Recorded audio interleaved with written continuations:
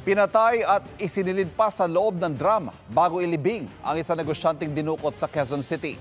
Halos pareho rin sa pagpatay kay Ruby Rose Barameda noong 2007. Nakatutok si John Consulta.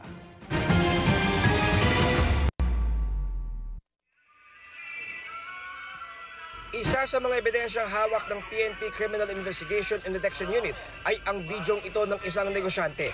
Nakaposas siya matapos tukutin ng ilang lalaki sa Quezon City at dinala sa Calauan, Laguna noong January 5. Sa susunod na video, makikita ang dalawang lalaki na may bungot na drum. Laman pala nito ang katawan ng negosyante na pinatay sa sakal at pagbalot ng supot sa ulo. Ayon sa Quezon City Police CIDU, ang mga suspect ay nagpanggap na bibili ng tilapia mula sa fish farm ng biktima sa Calauan, Laguna para itago ang kanilang pakay na pagdukot. Ayon sa QCPD, nung araw ng pagkidnap, tumawag ang biktima sa anak nito para magpa-cash transfer. Kinagabihan, tumawag ang anak sa biktima pero di na sumasagot. January 6, nakatanggap ng notification ng anak na may withdrawal sa kanyang ATM card na hawak ng ama. Dito na nagsumbong sa otoridad ang pamilya na nawawala ang ama. Nakita kalaunan sa CCTV sa dalawang bangko na pinag-withdrawhan na hindi ang ama ang kumuha ng pera. Naging susi ito ng mga otoridad para makilala at masukol ang dalawang suspect. Sila mismo ang umamin sa pagdukot at pagpatay sa biktima at itinuro rin ang pinaglibingan sa kanya sa San Jose del Monte, Bulacan. Karapatang manahimik. Lahat ng sasabihin ay maaari pa gamitin paboritaban sa iyo sa lahat ng hukuman. Sa follow-up operation, inares ng umano'y mastermind na pagpatay nang babayaran na dapat ng kulang na 100,000 pesos sa patrabaho. Ang umano'y mastermind gumagamit daw ng dalawang magkaibang pangalan. Kumukontak pa rin kasi yung mastermind sa kanya.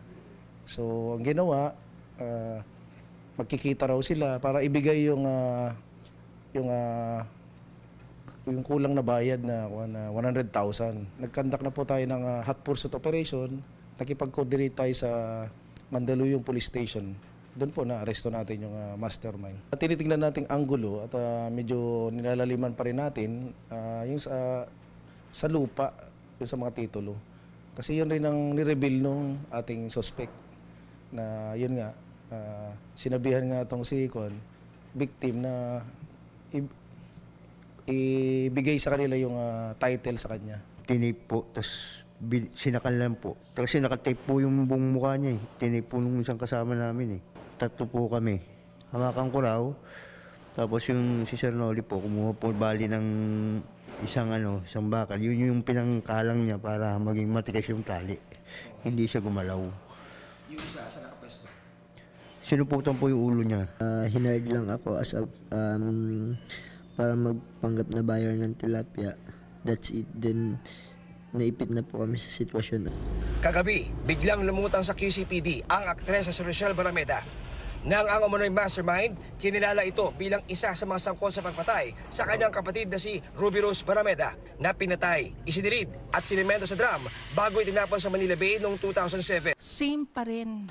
Drum, baon sa lupa, alam mo yun, baon sa dagat.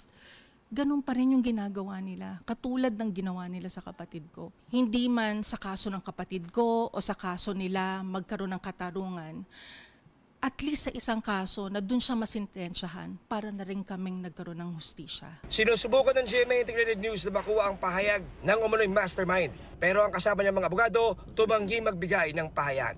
Para sa GMA Integrated News, John Consulta, nakatutok, 24 oras. Itinanggi naman ng suspect ang paratang ni Rochelle Barameda na may kinalaman din sa pagpatay sa kapatid na si Ruby Rose.